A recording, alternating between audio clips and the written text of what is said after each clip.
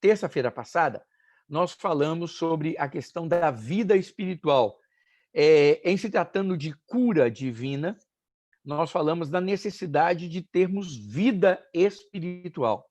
E falamos exatamente sobre o cuidado que devemos ter com as doenças do espírito que podem trazer a morte.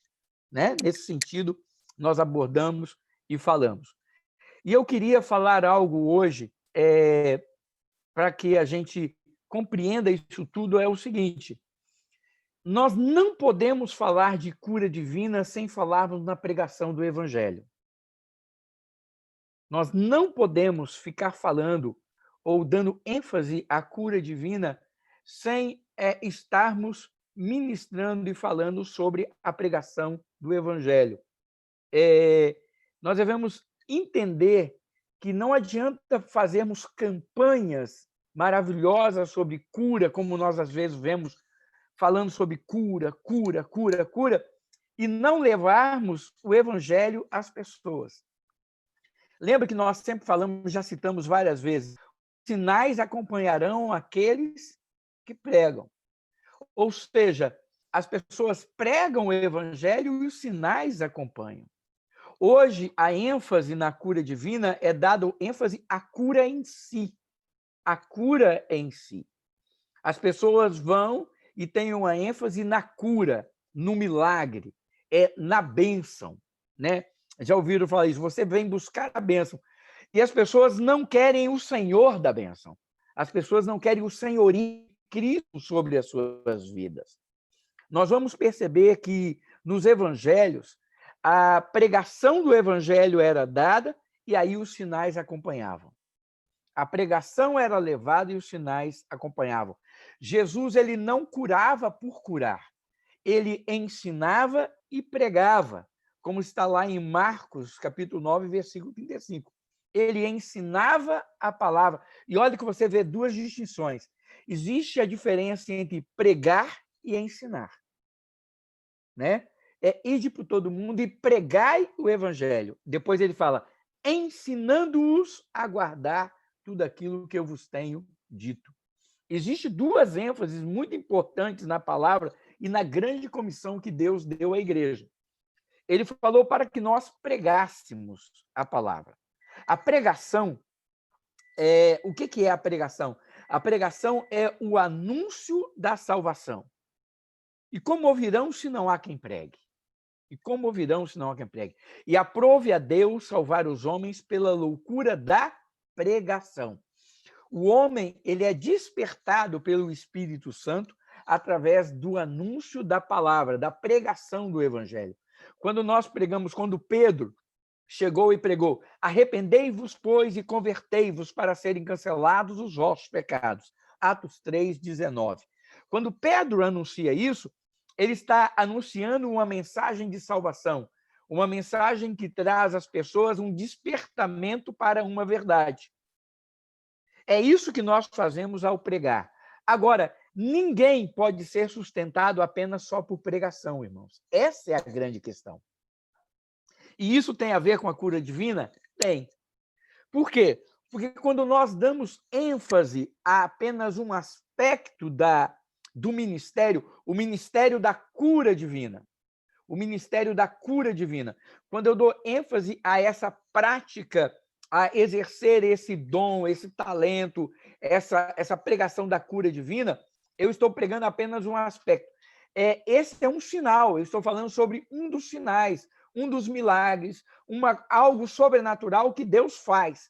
Só que a Bíblia diz que esses sinais acompanham o quê? A pregação do evangelho, o anúncio da salvação em Cristo Jesus. É isso que nós temos que entender. E aí entra a questão do ensino.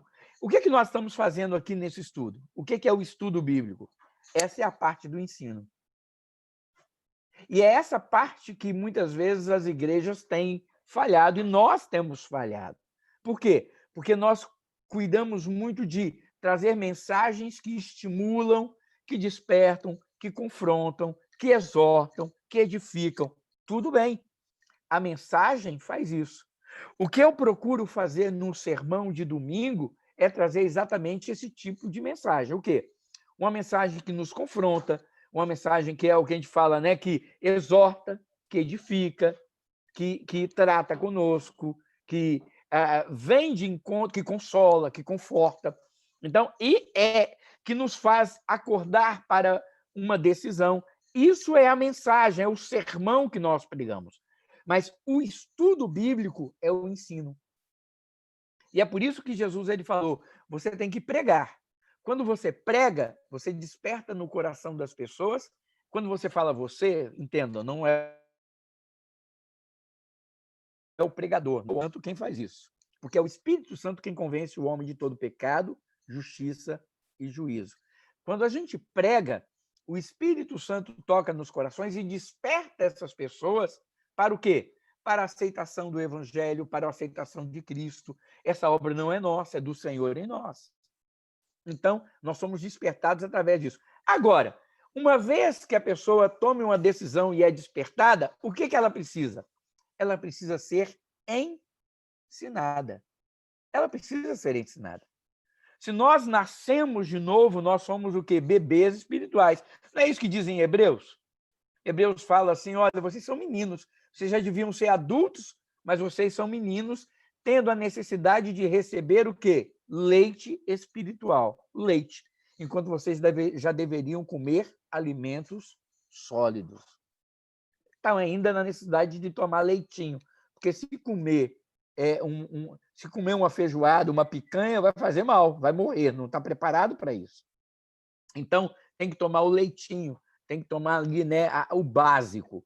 E essa é a questão que o ensino traz para nós. O ensino ele existe para nos fortificar, para nos fazer crescer, para nos fazer conhecer mais a palavra, para nós nos aprofundarmos na palavra, para nós deixarmos de ser rasos. Lembra que nós falamos sobre intimidade e tudo mais? E eu falei, nós vamos tratar sobre isso, vai ser o próximo assunto, depois desse tempo aí, que a gente vai ter esse recesso de estudos, não de encontro. Mas nós vamos ter exatamente isso. É o quê? É nos aprofundarmos. É até onde eu estou disposto a aprender mais do Senhor. Lembra que eu falei sobre aquele alvo, o círculo e o alvo no meio? A gente quer entrar dentro do círculo, ou seja, ser cristão, mas até onde eu estou disposto a caminhar em direção a este alvo. É esse ensino, é esse conhecimento que a gente busca que nos traz para esse alvo. E com isso, irmãos, o que a gente quer dizer? Que não existe como nós falarmos de cura divina sem anunciarmos o evangelho de Cristo, sem a pregação. Porque senão se torna o quê? A cura divina se torna o seu fim, no fim em si mesmo. As pessoas vão atrás da cura. As pessoas vão buscando o quê? A bênção. E não é isso que a gente vê hoje? Não é isso que a gente encontra hoje? As pessoas buscando simplesmente a solução do seu problema, o quê?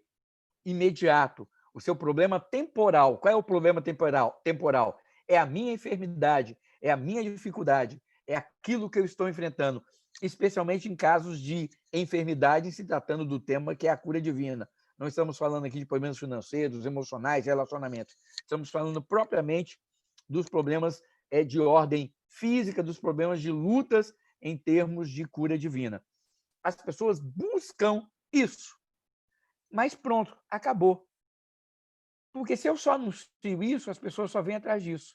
E é por isso que a gente precisa dar ênfase à palavra do Senhor. A gente precisa dar ênfase àquilo que realmente importa, a pregação do Evangelho.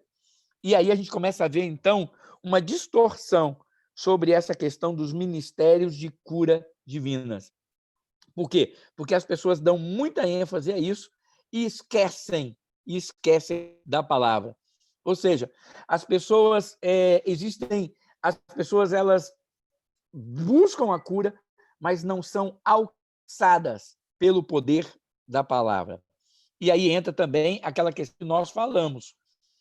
De que adianta uma pessoa ser curada também fisicamente, mas não ser historiada na sua alma? Não ser curada na sua alma. Os problemas podem o quê? Retornar novamente. As dificuldades podem voltar novamente. João 5,14. não peques mais para que não te suceda coisa pior. Ou seja, a pessoa foi alcançada pela cura? Foi. Mas aí Jesus deu uma recomendação para ela: não peques mais. Para o quê? Para que não te suceda coisa pior. As pessoas, além de serem curadas, elas precisam ser também pastoreadas, elas precisam ser ensinadas, elas precisam ser guiadas espiritualmente para se fortificarem e não caírem de novo no mal pior do que aquilo que eles tinham experimentado. Então, essa é a razão da necessidade de se pregar o evangelho. Essa é a razão de a ênfase não estar na cura, mas estar no Senhor. Sabe, é por isso que eu tenho um problema muito sério com campanhas de cura. Vamos fazer uma campanha de cura. Não. Irmãos, vamos pregar o evangelho. E quando se prega o evangelho, as curas acontecem. É isso que a gente tem que fazer. A gente prega Jesus. A gente anuncia Jesus como Salvador. A gente anuncia a libertação que Jesus traz. E aí pode falar, tragam os enfermos. Tragam os enfermos. E aí nós vamos ver que aquele Senhor o Senhor que liberta do pecado, ele ainda é Senhor hoje. Ele é o mesmo Deus ontem, hoje e será eternamente, para curar os enfermos, se a gente assim pedir, se a gente interceder. Agora, a ênfase na cura, as pessoas vêm atrás o quê? Da cura. Da cura. Aí muita gente fala assim, mas essa é uma estratégia para trazer as pessoas para a igreja. Irmão, eu tenho muito cuidado com o tipo de isca que a gente usa. Qual é o tipo de isca que a gente vai usar? Irmãos, eu não posso usar qualquer tipo de isca para pegar as pessoas. Eu não posso abaixar o nível para poder pegar e trazer pessoas. Eu não posso, vocês entendem? Eu não posso inventar, irmãos, eu nunca vou fazer funk dentro da igreja para trazer pessoas que gostam de funk. Sabe? A isca não é outra, a isca é Jesus, irmãos. Foi Jesus que veio ao mundo para salvar o pecador. Eu não posso oferecer qualquer coisa. Eu não posso diminuir aquilo que eu ofereço para as pessoas. Eu só posso oferecer o que há de melhor. E o que há de melhor é Jesus Cristo, o Senhor. Então, eu não posso trazer as pessoas para dentro da igreja usando subterfúgios. Eu tenho um cuidado muito grande com isso. É aquela ideia que está escrita lá em 1 Samuel, em 2 Samuel, quando Davi traz. Em 1 Samuel, a arca é tomada pelos filisteus, quando ele vai batalhar. Quando Davi vai trazer a arca para a sua cidade, para a cidade de Davi, para a cidade de Belém, a Bíblia fala que ele põe a arca em um carro de boi. Aonde que ele aprendeu que a arca tinha que ir em cima de um carro de boi? Sabe onde ele aprendeu? Ele aprendeu lá com os filisteus. Quando, agora me fugiu o nome, né, que toca na arca, ele morre. Ele morre. E aí a arca é levada para a casa de Abinadab. Irmãos, ele está fazendo uma grande festa, e tem música, tem dança, tem muita gente. Só que a arca está sendo carregada de forma errada. E aí, quando agora realmente fugiu o nome, alguém depois vai achar e vai me passar, quando ele toca, né, aquela... Como? Usar. Aí Elisângela falou aqui, Usar toca na arca, porque o boi tropeça e a arca ameaça cair, Usar toca na arca e morre. Aí a festa acabou. A festa acabou. Aí o que acontece? Leva-se a arca para a casa de Abinadab e fica lá durante muito tempo. E a casa de Abinadab é abençoada. Agora o interessante é da onde Davi tirou a ideia de carregar a arca em cima de um carro de boi. Sabe da onde? Do mundo, dos filisteus. Porque lá, na instituição dos serviços sacerdotais, diz que somente os coatitas, a família de Coate, era aquele, dentro dos levitas existia a família de Coate, e somente eles podiam carregar os utensílios do templo nos ombros. Por isso que foi feito varal de ouro e etc. E aí o que Davi faz? Quando Davi da segunda vez tenta levar, ele prepara e leva os coatitas, eles carregam a arca no ombro e a cada tantos números de passos que eles davam, sacrificavam um animal, ofereciam holocausto ao Senhor e a arca foi levada até a cidade de Davi, até Belém. Então, irmãos, é muito interessante nós entendermos isso. Igreja não está aqui para imitar o mundo, para buscar no mundo um modelo. A igreja está aqui para ser luz e sal. Não somos nós que temos que ir na periferia buscar o que eles fazem. É eles quem tem que vir para o centro, porque a igreja é o centro. A igreja é o meio. A igreja é o lugar onde a luz do Senhor deve brilhar. Então, irmãos, nós não podemos usar de artimanhas que as pessoas usam para atrair pessoas para a igreja. As pessoas não podem vir para a igreja por causa de música, por causa de som, por causa de parede preta, por causa de fumaça que sai no meio do louvor. Não é isso, irmãos. As pessoas têm que vir para a igreja por causa de Jesus, porque senão está vindo pelo motivo errado. Está vindo pelo motivo errado. E este, para mim, tem sido o grande problema hoje. As pessoas vêm pelos motivos errados. Aí as pessoas dizem assim, elas vêm pelo motivo errado e aqui a gente dá um motivo certo. Dá não. Porque quando eu ofereço já um motivo errado para a pessoa vir, quem diz que eu vou oferecer o certo no meio do caminho? Quem diz que eu vou oferecer o certo no meio do caminho? Então, irmãos, ou a gente oferece desde o começo o que é certo, ou então está errado. A gente tem que oferecer Jesus desde o começo. Olha, é Jesus. Eu não quero Jesus. Ô, filho, infelizmente, então não tem onde. É Jesus. É Jesus. Veja bem, eu não tenho problema com ritmo, eu não tenho problema, não é nada disso, moço. Eu não tenho problema com música, eu não tenho problema com ambiente, não é nada disso. Eu acho que desde que a gente ofereça Jesus como centro, eu posso botar todas essas coisas. Agora, o que eu não posso é oferecer, vem porque aqui tem cura. Não, vem porque aqui tem Jesus. Vem porque aqui tem Jesus. Esse Jesus é aquele que cura. Agora, não vem porque aqui tem cura, você vai ser curado, você vai... Não, não. Vem aqui porque Jesus quer te salvar. Agora eu pergunto, as pessoas querem esse evangelho? Você acha que as igrejas vão encher atrás de pessoas querendo ouvir o quê? Se arrepende, pecador. Muda de vida. É isso que as pessoas querem? Não. As pessoas querem o quê? Venha que você vai ser curado. Venha que o milagre está aqui. Sabe, amados, é por isso que a gente tem que ter cuidado. É por isso que a nossa luta é uma luta espiritual. Espiritual. E nós devemos estar atentos a isso de todas as maneiras.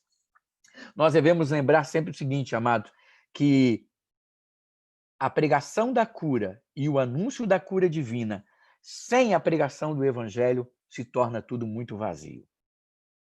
Se torna muito vazio.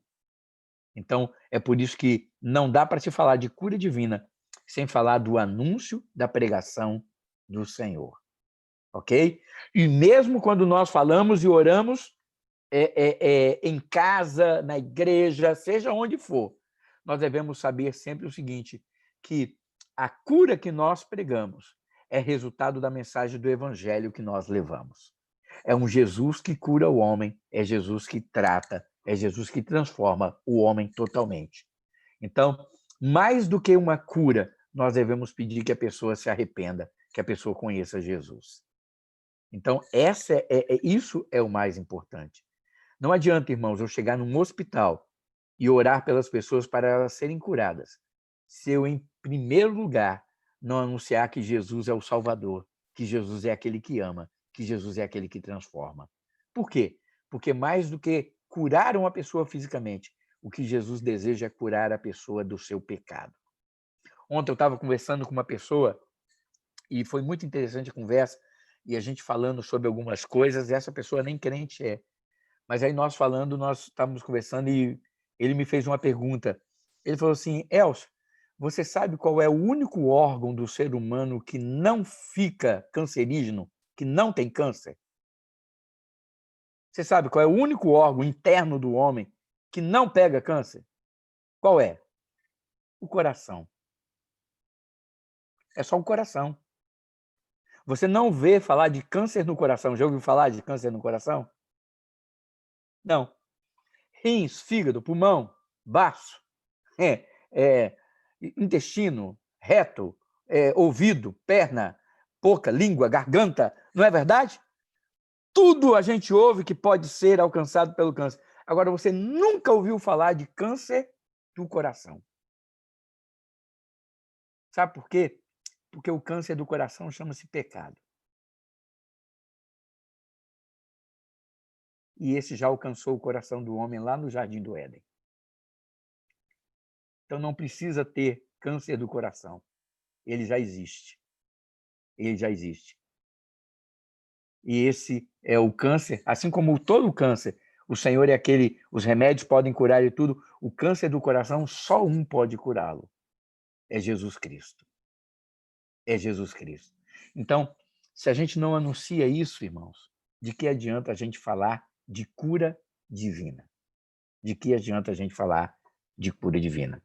E aí a gente entra, então, numa questão muito importante de saber o seguinte, que o inferno, as potestades, o diabo, essa força espiritual do mal também luta para atrapalhar e para trazer o quê? Essa carga espiritual sobre nós. Lembra que nós falamos, em primeiro lugar, falamos sobre cura, a doença no corpo, a doença na alma, e aí nós falamos sobre o quê? A vida espiritual. Veja bem, nós não falamos sobre as doenças espirituais, nós falamos sobre a vida espiritual, que nós precisamos ter vida espiritual para não morrermos por uma doença espiritual. Mas, ao mesmo tempo, nós devemos entender o seguinte: existe um ataque maligno sobre nós? Existe. Existe um ataque maligno sobre o corpo e também sobre a alma. Sobre o corpo e sobre a alma. Aí você vai falar assim, e por que não sobre o espírito? Porque, irmãos, aqueles que são do Senhor, o maligno não toca. Então, espiritualmente, irmãos, eu não vou ser atacado a ponto de morrer espiritualmente pelo diabo. Entenda o que eu estou falando. A morte espiritual não é resultado de um ataque de Satanás.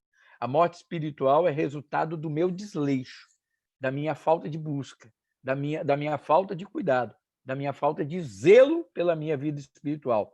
O que acontece de enfermidades espirituais, aí vamos usar o termos assim, causadas ou afligidas pelo demônio, como nós vimos e vemos biblicamente, e nós vamos falar sobre isso na terça-feira que vem, para encerrar o nosso assunto. Nós vamos ver exatamente quando a Bíblia fala que uma pessoa possessa estava cega e muda. Uma pessoa possessa, ela carregava enfermidades. Deus expulsou um demônio e a pessoa foi curada. Então, Jesus expulsou um demônio e a pessoa foi curada. Então, aí nós vemos que, nesse aspecto, a possessão trouxe uma enfermidade. E nós vamos ver também uma coisa, que não é só pessoas possessas, que não são só pessoas possessas que têm enfermidade. Existe um tipo também de tormento espiritual. A Bíblia fala que pessoas ficavam perturbadas espiritualmente. Olha só, Lucas 6,18. Pessoas que vieram para ouvi-lo e serem curadas de suas doenças. Os que eram perturbados por espíritos imundos ficaram curados. Isso está lá em Lucas 6,18.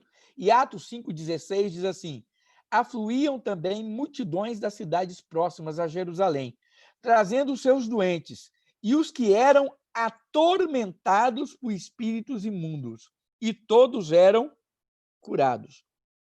Então, aqui nós temos pessoas que eram perturbadas, olha, não fala de pessoas possessas, falam de pessoas o quê?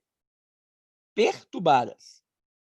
O diabo, irmãos, ele pode oprimir uma pessoa fisicamente e emocionalmente. Isso chama-se opressão. Então, nem toda pessoa opressa, e não quer dizer que a pessoa opressa, quer dizer que essa é uma pessoa o quê? Possessa. É diferente.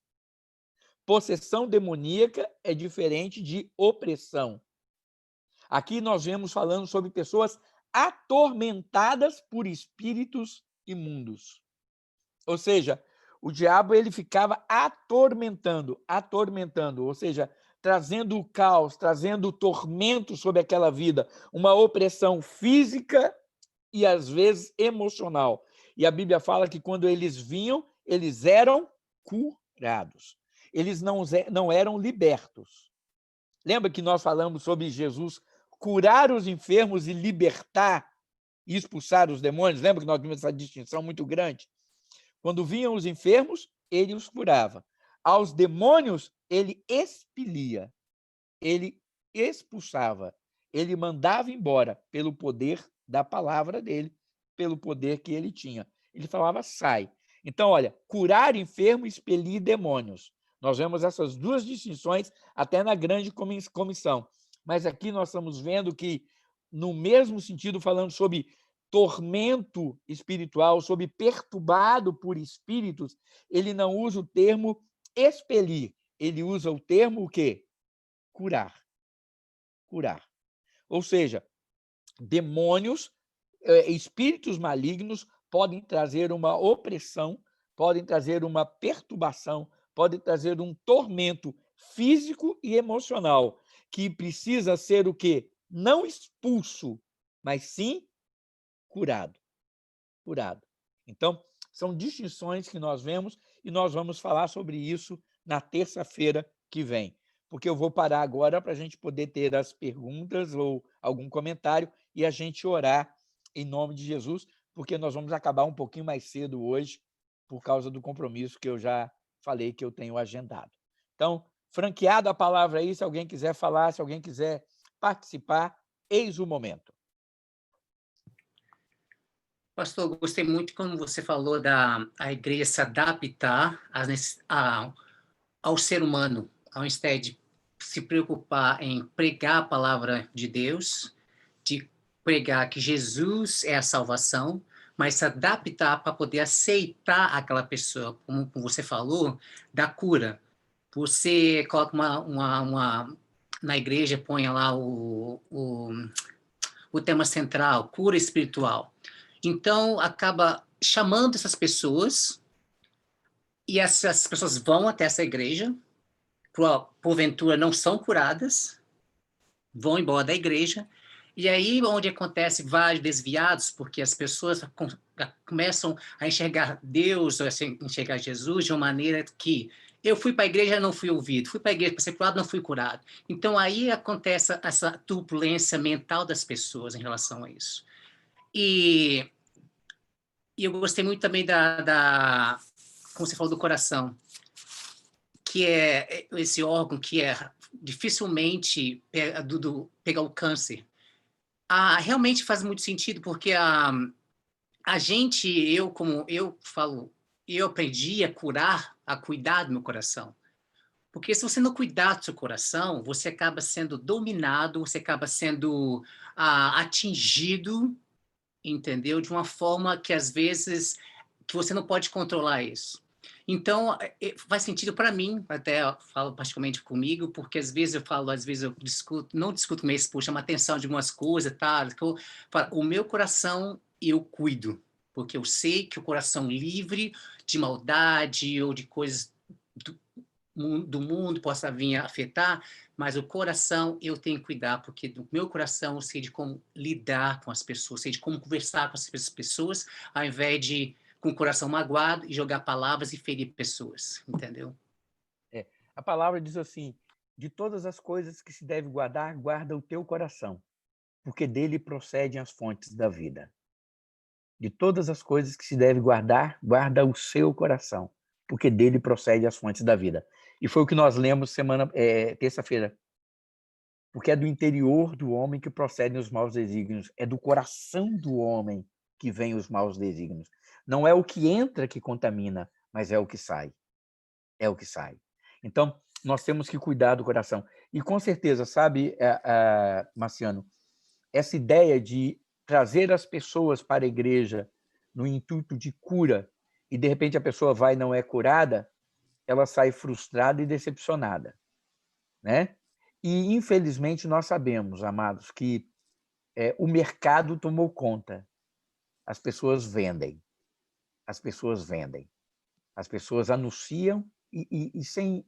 É uma vergonha, mas as pessoas vendem.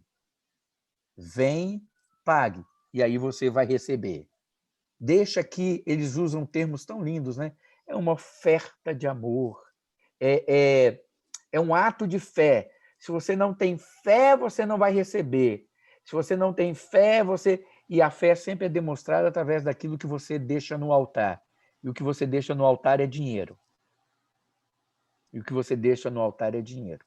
Só que a fé nunca foi ligada a dinheiro. Não é isso. Não é isso. Né? A fé é entrega, é até onde você se entrega totalmente. Abraão, quando demonstrou a fé que ele tinha, ele creu e contou as estrelas. E aí, quando Deus pediu Isaac, ele deu Isaac. Ele não deu dinheiro. Ele tinha muito dinheiro para dar. Ele deu tudo o que ele tinha. Ele deu o que era mais importante para ele. Então, é muito importante nós sabermos isso e termos isso em nosso coração. Ok? Mais alguém?